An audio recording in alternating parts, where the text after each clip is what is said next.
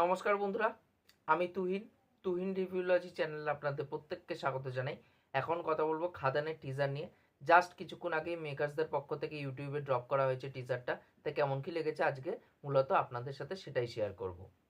তা দেখুন, এই টিজারটা 14ই আগস্ট আসার কথা ছিল, কিন্তু আরজি করে যে নৃশংসতম একটা কাজ হয়েছে, জঘন্য কাজ, সেটার জন্য কিন্তু মেকার্সরা টিজার ওই দিন আনেনি, টিজারের ডেটটা পিছিয়ে নেওয়া হয়েছিল। তা আজকে মূলত এই মেকার্সদের পক্ষ থেকে টিজারটা নিয়ে আসা হলো। তা সত্যি কথা বলতে গেলে আমার এই টিজারটা কিন্তু খুবই ভালো লেগেছে আর ইমপ্রেসিভ আছে এই টিজারটা। কারণ দেব কিন্তু অনেক বছর পরেও সে কমার্শিয়াল কাজে বেরাচ্ছে, তাকে একটা মাস অবতারে দেখতে পারবো।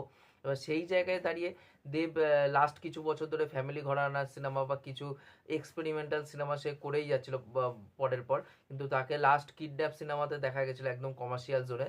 তা সেই জায়গার থেকে তিনি একটু বেরিয়ে এসে আবার কমার্শিয়াল জোনে ফিরে এসে, এবার সেই জিনিসটা কিন্তু দেখতে খুবই সুন্দর লাগছে এবং দেখতে ভালো লাগবেই না কেন, তার একটাই কারণ, দেব তো কমার্শিয়াল সিনেমারই স্টার।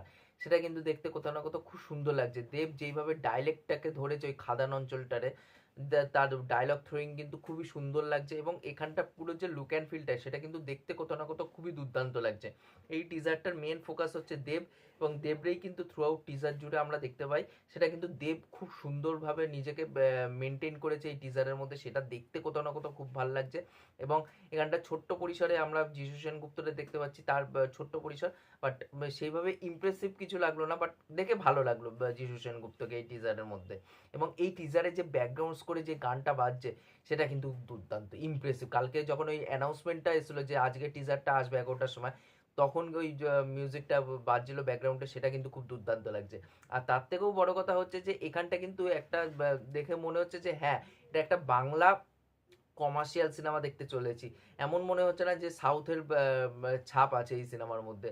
কারণ দেখুন, এই যে যেই খাদান অঞ্চলটাকে ধরা হয়েছে, যেই জায়গায় শ্যুটটা করা হয়েছে এবং ওই জায়গা থেকেই গল্পটা শুরু হবে, সেহেতু খাদান অঞ্চলের যে ডাইলেক্টটাকে, সেই অ্যাকসেন্টটাকে কিন্তু খুব সুন্দর করে তুলে ধরা হয়েছে।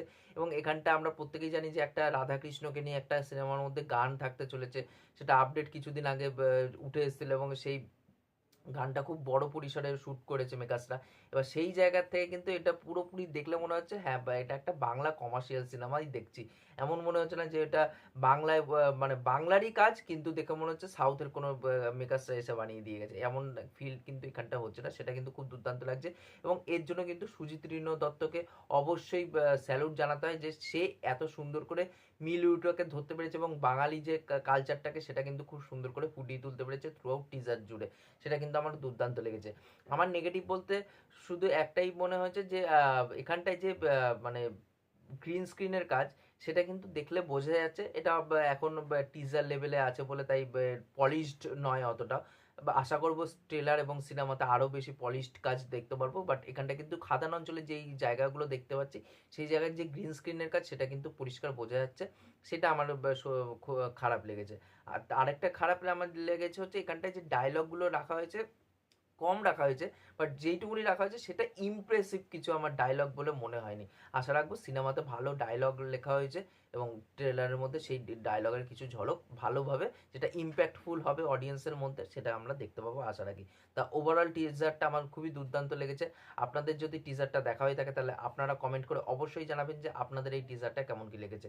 আর এই ভিডিওটি ভালো লাগলে অবশ্যই লাইক শেয়ার সাবস্ক্রাইব করে দিয়ে যাবেন, তাহলে মোটিভেশন পাবো নতুন নতুন ভিডিও বানানোর জন্য। এখনকার মতন টাটা, বাই।